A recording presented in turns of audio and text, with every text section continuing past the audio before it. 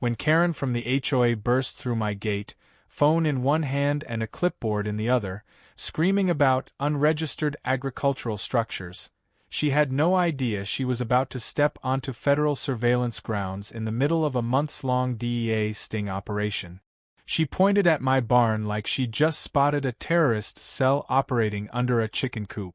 I blocked her path, calm as ever, even as agents inside the barn started scrambling to shut off monitors and mute audio feed.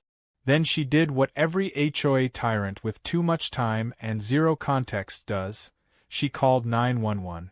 "Yes, I'd like to report a suspicious man," she said loud enough for me to hear.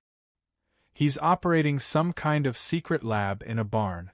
And I think he just threatened me with a code violation." The dispatcher? One of my undercover agent.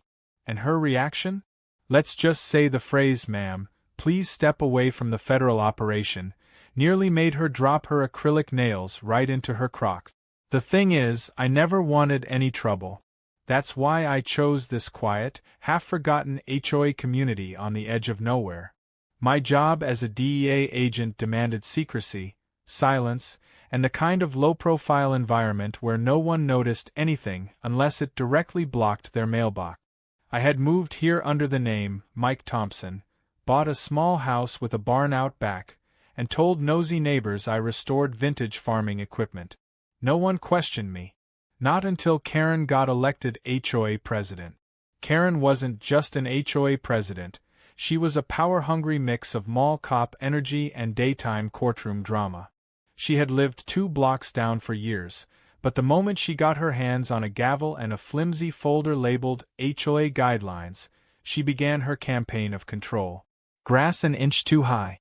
Violation. Kids playing sidewalk chalk? Graffiti charges. Lawn gnomes? Contraband. But her real obsession? My barn. The mysterious, locked-up, camera-monitored barn that, in her mind, surely hid gold bars, illegal chickens, or a bunker full of libertarian YouTubers. It all started 2 weeks ago when she slipped a note under my door, "Please remove barn."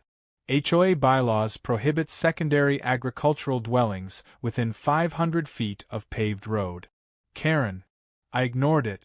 Because, well, I was too busy setting up hidden mics to record a drop between 2 mid-tier cartel distributors who thought they were being clever by using a rural HOA neighborhood as a blind spot. But Karen didn't take silence as a sign of disinterest. She took it as war. The next time she showed up, she brought reinforcements. 2 other board members, retired, bewildered, and holding cups of lemonade like they were hostages.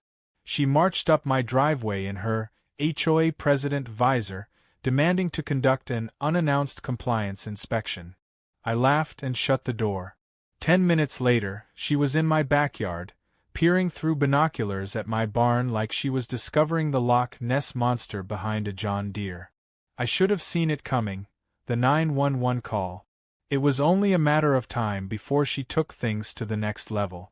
The irony, of course, was that the person she called was Agent Ramirez, currently disguised as a county dispatch worker, whose real job was to reroute all local law enforcement inquiries that could blow our cover. When Karen made that call, half the agents in the barn were still mid-debrief, watching cartel couriers from a hidden camera weed disguised as a broken weather vane.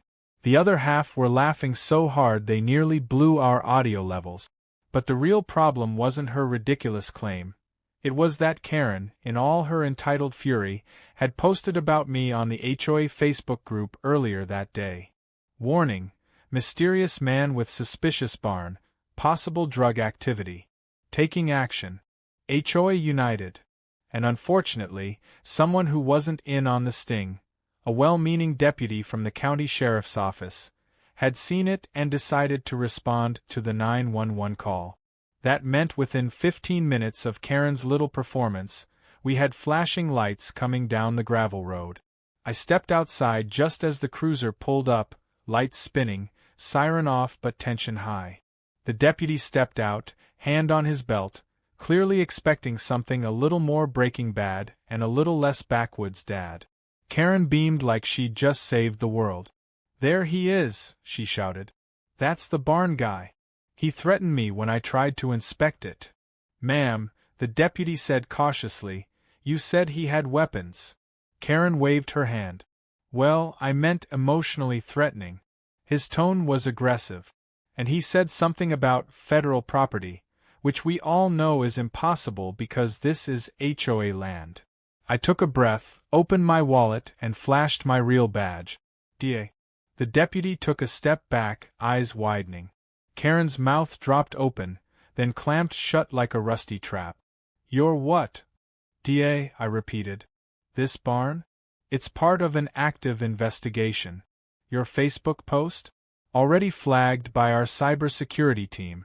You just walked into a restricted surveillance zone. Karen blinked, then tried to recover with the speed of someone realizing they just sued the IRS by mistake. You can't do that. This is my neighborhood. I pay dues. I have rights. And now, I said calmly, you're interfering with a federal investigation. You're going to want to stop talking. Inside the barn, I knew the team was shifting gears. Everything was going into damage control mode. And even though the drop hadn't happened yet, this kind of exposure could change the entire trajectory of the case. The cartel wasn't stupid. They had watchers. And if they sensed even a whiff of federal heat, they'd pull back, disappear, and someone else would pay the price. But right now, my problem wasn't the cartel. It was Karen. The woman who had just turned a high-level narcotics sting into an HOA dispute over barn zoning. As the deputy slowly began to process the scale of what he'd stumbled into, I looked Karen straight in the eye. You need to leave this property now. This isn't about your bylaws. This is about federal jurisdiction. And if you come back near that barn again, I will have no choice but to detain you for obstruction. Karen looked at me, then at the deputy, then at the barn, as if still deciding whether this was some elaborate prank.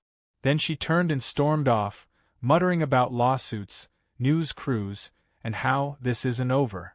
She was right. It wasn't. Because in just 24 hours, everything was about to go completely sideways. And Karen? She was about to be at the center of one of the biggest undercover screw-ups the DEA had ever seen. The cruiser had barely pulled out of my driveway when I got the text. We've got a problem. It was Ramirez, watching everything from the feed truck disguised as a feed truck, basically a mobile command center wired tighter than a Las Vegas casino. I didn't have time to respond before another message came through. Karen's post got traction. Local PD might be sniffing around. Great. As if having Karen parade through my property like she owned a badge wasn't bad enough, now her Facebook conspiracy theories were catching attention. And the cartel? They monitored local chatter too. We'd already intercepted their burner line pinging the HOA post, code-phrased but clearly concerned. The balance we'd spent months maintaining, staying invisible to both the criminals and the clueless, was unraveling because one entitled neighbor decided she didn't like not knowing what was inside my barn. I walked back inside and shut the door, locking it twice out of habit. Inside the barn, 2 agents were already repositioning surveillance equipment and securing files. Another agent was packing up sensitive hardware in case we had to do a mobile evac.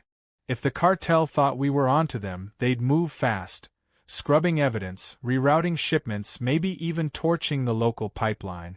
And if they thought Karen was connected to us, she wouldn't be a nuisance anymore, she'd be a liability. Or worse, bait. Down the block, Karen stood on her porch like she'd just declared victory at the Battle of Barn Hill. Her lawn was lined with folding chairs, HOA members filtering in with curiosity and coffee, as if they were attending a picnic rather than a neighborhood meltdown. One of them even waved at me. I gave a tight nod and closed my blinds. I knew what was coming next. She was planning an emergency meeting. Sure enough, 30 minutes later, I saw Karen standing with a megaphone and a stack of printed HOA bylaw pages, screaming about civic duty and unmasking government squatters. I turned up the volume on the barn's perimeter mic. She was in full performance mode. "We cannot let this barn become a foothold for illegal activity," she declared. This is our community, not Area 51. If he has nothing to hide, why is it locked? Why is he hiding behind fake badges and government lies? Someone asked her what she thought I was doing inside. Her response: it's either a meth lab or a secret cloning facility. And either way, it violates fence setback regulations. It would have been hilarious if it weren't actively jeopardizing a federal operation.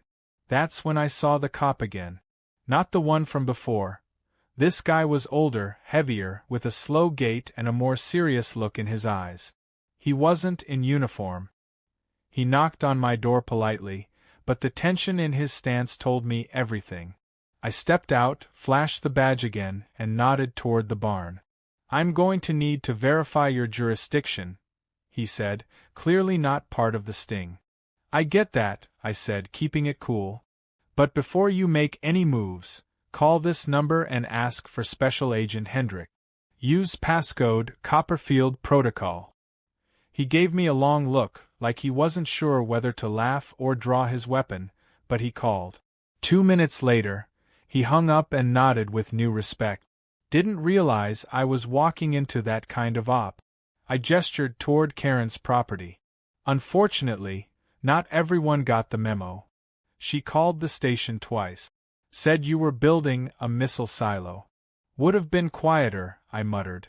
We shook hands and he left, warning me the situation might draw more attention if she kept stirring up the neighborhood. And that was the real threat. The sting had a narrow window. If the cartel drop went through in the next 72 hours, we could finish the operation, arrest the couriers, and shut the door quietly.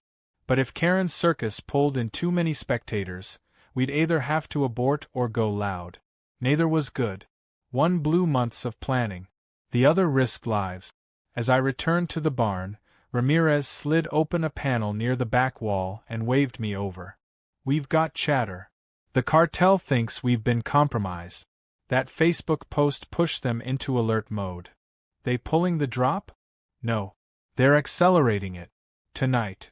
My gut clenched. That changed everything. We weren't ready. We were still finalizing coordination with regional teams. The safe house for processing suspects wasn't even fully secured yet. But ready or not, this was happening. And then came the cherry on top. Karen's planning a bonfire, Ramirez added. What? She just announced it.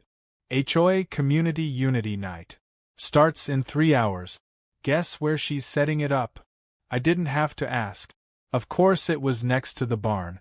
Now we had a cartel moving up a drug drop and a gaggle of retirees planning to roast marshmallows 30 feet from where armed criminals would be exchanging duffel bags full of narcotic. We're going to have to play this careful, I said. Contain the bonfire crowd. Keep Karen away from the barn. Make sure the drop goes down clean. Ramirez nodded. We'll call in 2 more agents for the crowd. Blend in, pose as neighbors. You keep eyes on the barn and handle Karen. Me. You're the one she's obsessed with. If anyone can keep her out of the way, it's you. He wasn't wrong.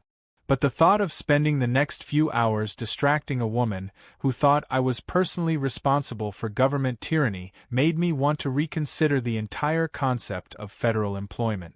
As the sun began to set, the front yard of my property transformed into something between a cookout and a town hall protest. Fold-out tables popped up, kids ran around with glow sticks, and Karen stood at the center like the queen of a collapsing empire. I stepped out, nodded at Ramirez, who was already disguised in a lawn chair, sunglasses on, drink in hand. Karen saw me and immediately made a beeline. I hope you're here to apologize, she said sweetly, in the same tone a cobra uses before it strikes. Just here to enjoy the night, I replied.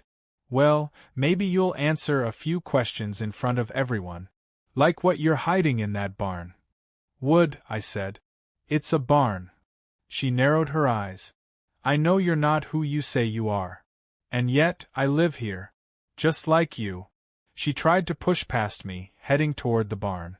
I blocked her, pretending to look casual. No admittance, Karen. It's my constitutional right. You're thinking of the Constitution of Facebook. She growled and stormed off, but not before pulling out her phone and whispering to someone. That's when I noticed the camera, disguised in the shrubbery near the edge of her lawn, pointed directly at the barn. "Ramirez," I whispered into my mic, "we've got a lens on us. We see it. Might be a live stream. From Karen. Looks too high quality. Could be cartel surveillance." Fantastic. Not only was the cartel watching, but they might think Karen was working with us. The night was falling, the fire was lit, the neighbors were roasting hot dogs, and somewhere in the dark, a convoy of cartel operatives was preparing to make their move. And Karen? Karen was planning a speech, right in front of my barn, about transparency, justice, and why she was the only thing standing between the neighborhood and total government overreach. God help us all.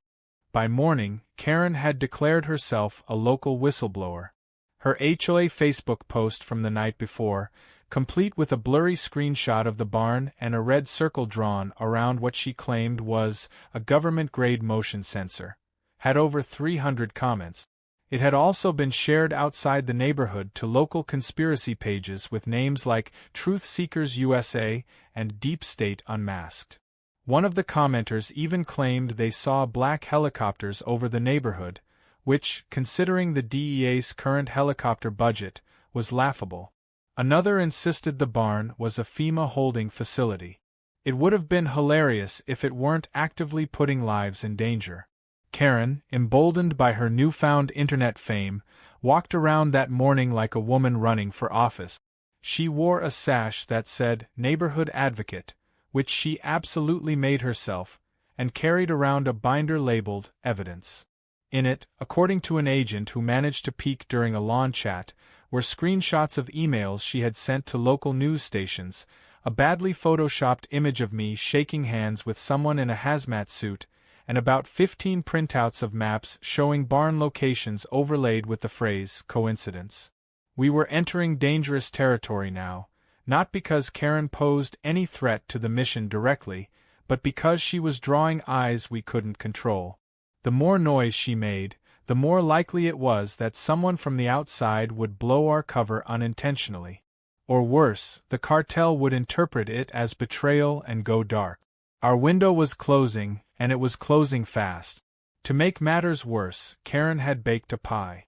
And not just any pie, one filled with an actual surveillance GoPro, disguised under foil and strategically buried in apple filling. She brought it to my front door around noon, flashing a wide smile and a half-wink that practically screamed, "Gotcha." I took it with a forced thank you, then handed it off to Ramirez once the door shut. He disassembled it in under 5 minutes and found the camera. We could have laughed again. Her tactics were laughable, like amateur spy school, but this time the audio transmitter inside was actively sending. She wasn't just filming us, she was broadcasting. That moved her from annoying neighbor to legal liability. We needed to figure out what she knew, who she might have spoken to, and how much more damage she could cause before tonight's operation. Things took a further dive when Karen called a special HOA meeting, emergency session, of course, under the title Public Safety and the Mystery of Barn 14. She held it at the local rec center. I showed up, not because I wanted to, but because I had to know what she was about to say to the 50-plus residents who now thought I was either a rogue scientist or a war criminal. I walked in to find folding chairs filled with retirees, parents with strollers, and 2 guys in biker vests who absolutely did not live in the neighborhood. Ramirez was already there, disguised again as a grumpy dad with a juice box. Karen stood at the front, a digital slideshow already loaded onto a portable projector. She tapped the screen. The first slide was a blown-up image of my barn, filtered black and white, with the words, "What's he hiding?" in 80-point font. I could feel a headache forming. She started her presentation with dramatic flair, walking slowly between slides, voice rising like she'd practiced in front of a mirror. "Fellow residents," she began, "what would you say if I told you a secret operation was happening just 2 houses down from your children? What if I told you government agents were monitoring our every move, using your HOA dues to cover their power bills. I had no idea how she made that last one up, but several heads nodded like it made sense. Slide after slide, she unraveled her twisted theory. Government mind control. Property seizure. She even threw in weather manipulation for good measure. Ramirez leaned toward me and whispered, "If she accuses us of building a tornado machine, I'm walking out." I wanted to laugh, but the situation was now undeniably unstable. When Karen finally got to the call to action slide, she turned and pointed directly at me. "We demand access to the barn. Full inspection. Immediate transparency. We, the HOA, have the right to know what's going on under our noses." Half the crowd clapped. A few cheered. One man yelled something about fluoride. That was my breaking point. I stood slowly, made my way to the front, and turned toward the crowd. I didn't flash my badge, didn't pull rank, didn't even raise my voice. I just looked at them and said the truth, at least the fraction of it I was allowed to say. Everything inside that barn is legal. More than that, it's necessary. You don't need to know what's in there because if you did, you'd be a target. Not by us, by people who don't knock on doors before they shoot through them. Karen doesn't know what she's playing with. But if you let her continue to stir this pot, someone innocent is going to get burned. And that someone might be her. The room fell into a hush. Not everyone believed me, but enough of them paused. Enough started questioning whether Karen's crusade had gone too far. Karen's face turned crimson. She tried to argue, but the crowd was no longer fully with her. Still, she wasn't done. Later that afternoon, she sent out a neighborhood-wide email declaring that tonight's bonfire would be a peaceful demonstration of unity and transparency. She even attached a map of where she planned to hold it, just 20 feet from the barn. The DEA didn't cancel the sting. We couldn't. The cartel drop was still scheduled for 9 p.m. We had less than 6 hours to prepare for what would now be one of the most logistically insane busts we'd ever attempted, an undercover drug operation in the middle of a suburban HOA block party. The agents pulled together a plan. Ramirez and 2 others would embed in the crowd. One of our female agents would pose as a new neighbor and keep Karen distracted. I'd remain near the barn to monitor incoming signals and trigger lockdown if anything went sideways. The feed truck would run aerial drones for backup, and if the cartel couriers deviated, we'd have 30 seconds to pivot before the whole thing either went up in flames or got someone killed. That night, as lawn chairs filled the grass and tiki torches flickered like some ironic festival of bad timing, I looked at the barn and felt the weight of what we were risking. Karen was out there, drinking a wine cooler and loudly telling someone how she once reported her cousin to the IRS for leaving grass clippings in the street. She was smiling, laughing, completely unaware that her bonfire was being live-streamed by the cartel's own surveillance team. They were watching us now, watching her, and they didn't think she was a distraction anymore. They thought she was involved. The night began with grilled hot dogs, paper lanterns, and folding chairs. Kids ran barefoot across freshly mowed lawns, while someone tuned a Bluetooth speaker to soft country music. It looked like any typical suburban evening barbecue, except the barn behind my house was wired with hidden microphones. A dozen DEA agents were scattered among the guests pretending to enjoy potato salad, and 2 cartel trucks were currently en route to the neighborhood for the biggest sting of our year. I stood near the edge of the yard, soda in hand, eyes locked on the driveway entrance while casually nodding at passing neighbors who assumed I was just the quiet guy with the weird barn. They had no idea what was about to go down. At 8:43 p.m., 7 minutes before the expected arrival, Ramirez's voice came through the comms. 2 vehicles just turned onto the road. No plates, blacked-out windows. This is it. My pulse ticked upward, but I didn't move. The plan was simple in theory. Let the cartel vehicles pull up, park next to the barn as they'd been told by their undercover contact, and wait for the exchange. We would let the deal start, secure the evidence, then swarm. Clean, quick, surgical. But then Karen, once again, happened. She had set up a folding table almost directly in front of the barn's side path, decorated with cupcakes, sparklers, and a large sign that read "Freedom from Corruption." And just as the vehicles began to crawl down the street, their engines barely audible over the music, Karen stepped up on a plastic cooler and grabbed her megaphone. "Attention, neighbors," she began, her voice amplified across the block. "We are gathered here tonight not only for fellowship and firelight, but to stand united against the shadows hiding in our own community." I could feel the collective groan from at least 3 undercover agents who were now trapped listening to Karen's version of civic pride. The first cartel truck slowed, its headlights scanning the growing crowd. Through the barn's camera feed, I saw the passenger's hand hover over something under his jacket. This was bad. The cartel had been promised discretion, a silent backyard, and no witnesses. Instead, they had a lawn party, glowing tiki torches, and a woman in rhinestone flip-flops making accusations about invisible government agents. Ramirez whispered in my ear, "They're hesitating. Driver just said, 'Too many eyes. We need to calm this down now or they're pulling out.'" I crossed the yard, trying to cut through people without drawing too much attention. Karen spotted me immediately, stepped down from her cooler, and marched over like she'd been waiting for this exact moment.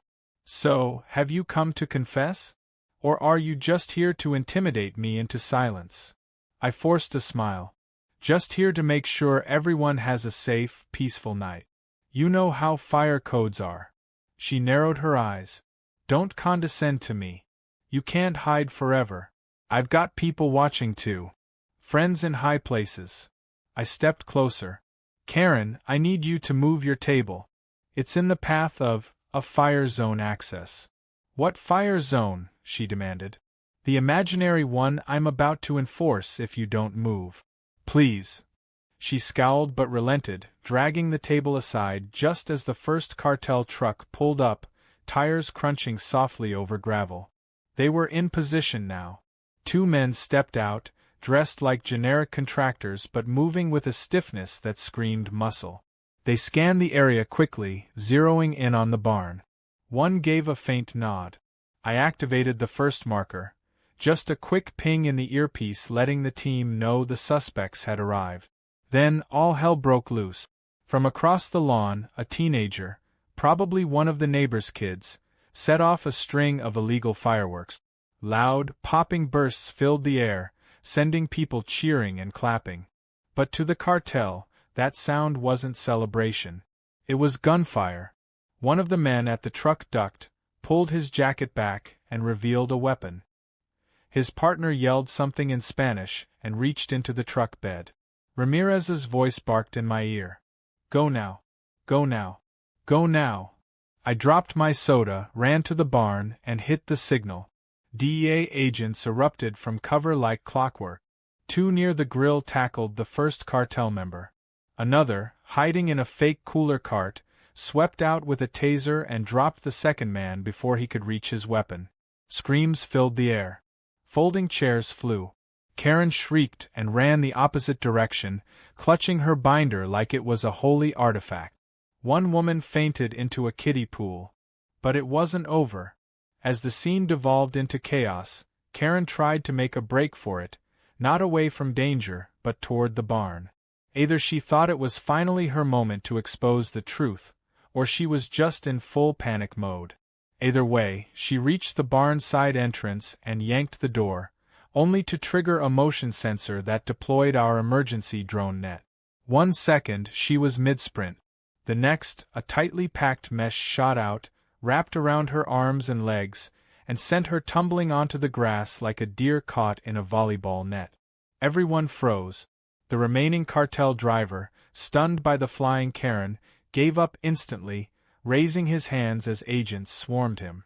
After the dust settled, neighbors were herded inside, agents began processing evidence, and the cartel suspects were loaded into black vans. I stood over Karen, who was still wrapped in netting, glaring at me with fire in her eyes. "You assaulted me," she hissed. "You trespassed on a federal operation," I replied. "I was trying to protect this neighborhood." You almost got yourself shot. She struggled against the netting. Is this being recorded? Everything is being recorded, Karen. Everything. That part wasn't a threat, it was a warning. Because by morning, the footage of her dramatic collapse had already made its way onto social media. A neighbor had caught the whole thing on their phone and uploaded it under the title, Karen vs. the Government, Net Wins. Within hours, it had gone viral. But as the cleanup wrapped up and I filed my final report of the evening, something unexpected happened. A black town car pulled up to the edge of the scene, and a sharply dressed man stepped out, holding a briefcase. He asked for me by name. I'm legal counsel, he said. For the suspects. And for Ms. Karen Whitmore. I blinked. You represent both the cartel and Karen? I do. Ms. Whitmore contacted our firm last week to explore legal protections should her allegations be proven correct. Turns out they weren't. But she's now named in a conspiracy investigation. Obstruction. Civil interference with federal enforcement. Possibly more. I looked at Karen, who was sitting on a lawn chair now, still wrapped in parts of the net, sipping water someone had reluctantly handed her. She had no idea just how deep into this she was, and by the time morning came, neither would the rest of the neighborhood. The morning after the sting, the neighborhood was silent in a way it hadn't been for years. No kids playing in the street. No sprinklers ticking. No Karen pacing the sidewalks like a suburban sentinel. Just silence, thick and uncertain, like the whole block was holding its breath. My phone buzzed before I could finish my coffee. Ramirez had already been up for hours. The charges were official. 3 cartel members had been arrested, including the driver who surrendered after seeing Karen wrapped up in drone netting. But the bigger surprise had nothing to do with the cartel. It was Karen. She was being indicted. Her interference had gone beyond being a neighborhood nuisance. When the feds dug through her digital activity, mostly because her live stream of the bonfire had been flagged by our own surveillance filters, they found messages exchanged with people in the legal firm representing cartel-linked shell companies. Karen hadn't just been paranoid. She'd been talking to the wrong people in her crusade for control, feeding them breadcrumbs without realizing what they were connected to. In her eyes, she was gathering evidence to get rid of me. In theirs, she was confirming DEA interest in the area. They were already suspicious, and Karen's antics only sped things up. She had accidentally become an informant, just not for the side she thought. The government wasn't taking that lightly. Obstruction of a federal operation. Unlawful surveillance. Civil harassment of a protected operative.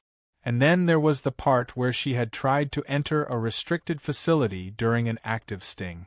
There was no slapping that away with a warning letter and a bake sale. She was being arraigned. Later that day, Karen was escorted out of her home by 2 marshals. She wore a power suit, a smug smile, and sunglasses far too large for her face. Somehow, even in cuffs, she carried herself like a martyr. A local reporter had shown up at the edge of the street, tipped off by someone, probably Karen herself. She gave them a perfect sound bite before being loaded into the vehicle. This isn't justice. This is a cover-up. They're punishing me for asking questions. By the afternoon, it was all over the news. The neighborhood, now dubbed the Barn Block, had become a trending story online. Memes popped up within hours. Karen standing on her cooler with the caption, "You can't spell DEA without HOA," and the infamous drone net moment set to dramatic movie scores. She'd become a national punchline overnight. Her megaphone was auctioned online by one of the neighbors and ended up in a DC novelty museum titled Modern Mayhem. I spent the rest of that week filling out paperwork, debriefing in secure facilities, and preparing the barn for shutdown. The operation was over. The cartel network in our region had been destabilized, 3 affiliates were in custody, and more arrests were expected. Normally that would have meant the barn got cleaned out and quietly sold, but the higher-ups had other ideas. They'd seen the footage. They'd seen the security breach. and they'd seen how fast a neighborhood watch president had nearly derailed the whole operation. Instead of removing the barn, they were going to federalize it. The barn was now an official federal monitoring station, complete with a registered perimeter, a coded security fence, and a permanently assigned operative. Me. The cover story? Agricultural resource research. The real function? Ongoing surveillance for cartel rerouting in the region, using the very attention Karen had stirred up to mask future investigations. I wasn't going anywhere. That led to the next delicious irony.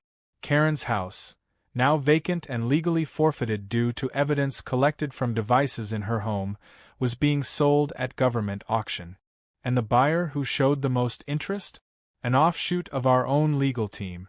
They were going to convert it into a field liaison site. Karen's house would become a DEA-owned property, used for agent briefings, surveillance overflow, and, occasionally, potlucks. The agents joked that the kitchen would be renamed the Karen Canteen. As for Karen, her trial was fast-tracked. The prosecution didn't want to drag it out, and neither did she. Her attorney, a different one now, not affiliated with the cartel's network, pushed for a deal. She pled guilty to obstruction, illegal surveillance, and public interference with federal operations. She avoided prison, barely, but the judge assigned her 5 years of federal probation, including 200 hours of community service. The twist? Her service had to be fulfilled in federal properties related to agriculture. Translation: Karen would be spending every other weekend cleaning barns. On the first day of her sentence, she showed up to a federal site wearing her old HOA visor. The supervisor made her take it off. She spent the morning mucking stalls while trying to argue about barn cleanliness regulations. No one listened. By noon, she had already filed 3 complaints. All were shredded before they reached a desk. The agents on duty kept a scoreboard labeled Karen Attempts at Control versus Actual Results. The tally didn't favor her. Meanwhile, the neighborhood slowly returned to normal. The fire pits were extinguished, the lawn chairs packed away, and the talk around the block shifted back to things like hedge trimming and school start times. Still, some of the neighbors couldn't resist poking fun. A few changed their Wi-Fi names to Federal Barn Zone or Karen Watch HQ. Someone even put a sticker on the community mailbox that said, "Patrolled by the Department of Extreme Annoyance." I kept to myself for the most part, still technically undercover, still technically not supposed to say anything. But every now and then, I caught someone giving me a nod that lingered a little longer than before, a quiet acknowledgement that they knew, or at least suspected, the truth. And for the first time, it didn't bother me. The operation was done. The threat was neutralized. And Karen?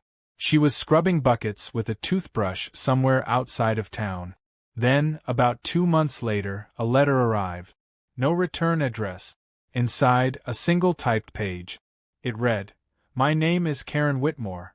I am requesting a presidential pardon for the charges filed against me, and permission to start a new homeowners association in my facility." Attached was a mock-up of a prison flyer titled, Prison HOA Weekly. Her cellmates, apparently, had nominated her president. I laughed so hard I nearly dropped the letter into my coffee. Karen hadn't changed. Probably never would. But for once, her power trip came with real consequences. And this time, the barn door was firmly shut.